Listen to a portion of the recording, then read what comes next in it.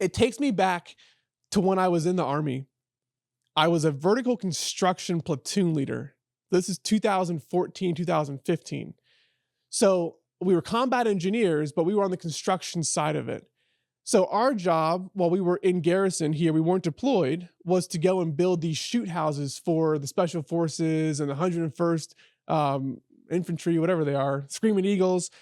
So we would basically go to an open field and we would put up a city for them with big fences, all out of plywood. They would just be like a plywood city. And then they would come in and they would have people pretending to be the enemy and they would come and shoot everything. And then they would put like mascots in there. And they would actually blow stuff up. Like they would demolish the stuff that we built. And it was cool to see. But here's why I bring this up. As the platoon leader, as the lieutenant in charge of about 50 people, all construction side, I would be the one that would come up with the plans of what we were going to build. And before we got there, I would already have an idea. I'm going to put a house over here, a house over here. The fence touches around on this side and put a big kind of like mansion out here in the back. But we didn't have things completely built out like an architecture firm would. So we didn't know where the windows and doors and things like the stairwells were going to be at. It was just the house is going to go here. So when we got to the place we were going to do the build, I would go out and put a stake in the ground. Say, red stake is a door, blue stake is a window.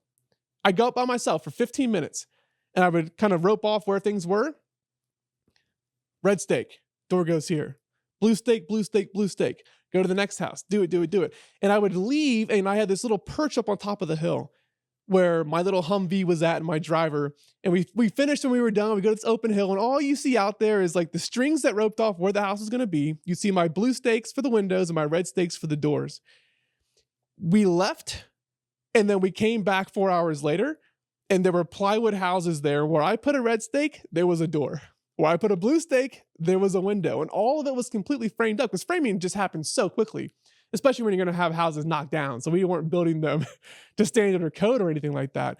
But it was the beauty of just my ideation and my thoughts coming to life without me lifting a finger to make it happen. I make a decision, I come back 4 hours later, and there's the fruit of my labor, even though I didn't do anything.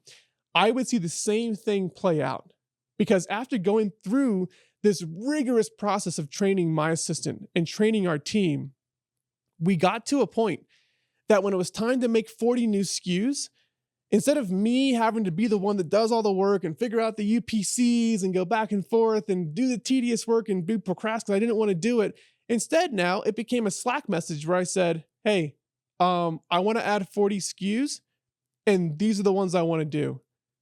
And a week later, it was all done. It was the red stake and the blue stake all over again. And all I had to do was speak it.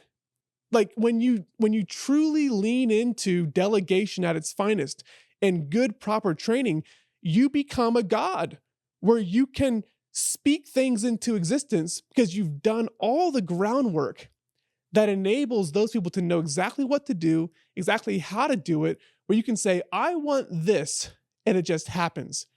That is impossible in solopreneur world before the age of AI. But everyone that put the work in got to experience being a god through people that were properly trained in systems and processes of how the business grows. And so now, instead of me saying, I know we would grow, I would add those products. Man, I should just get off my ass and do it. I don't know why I'm so procrastinating so much. Now, idea to execution. It just happens because you're employing people 40 hours a week that have been extremely well trained. And by the way, a lot of people hire good people and don't do them a good service in the training. They train very poorly. And because of that, they never get to become a god where they speak things into existence and it just happens. But if you've done the right kind of training and your team knows how to do things the right way and you've over communicated what you want, you just get it. You become a god. And it's crazy to think through how that all comes together. But it just reminded me again of being in the military. And it was like, this extremely well-trained military team that knew how to do that job that I didn't know how to do, they could just get it done. And now I have this again, But the difference is I wasn't the one that trained that military team. They had gone to a specialized school where they learned how to do that thing really, really well. The Army taught them and gave them one skill.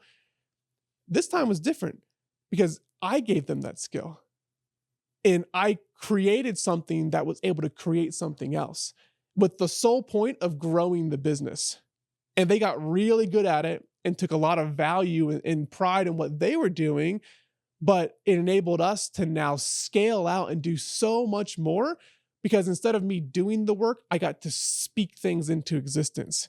And that to me is the very definition of scale. Whereas an entrepreneur, you can speak things into existence.